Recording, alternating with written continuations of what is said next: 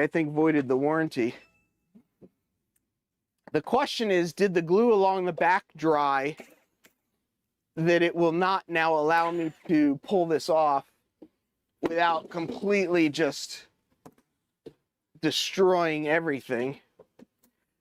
Do you think Amazon's pretty good with returns? Do you think I could just call Amazon back up and say, there was a problem with the unit.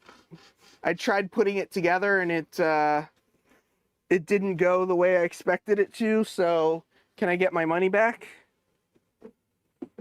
I don't know that would work. Now I need a thing.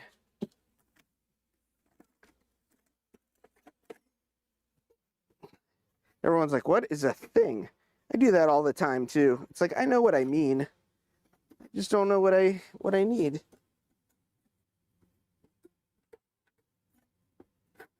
The thing is working. We're getting some space in here to get this guy off. Except for this one.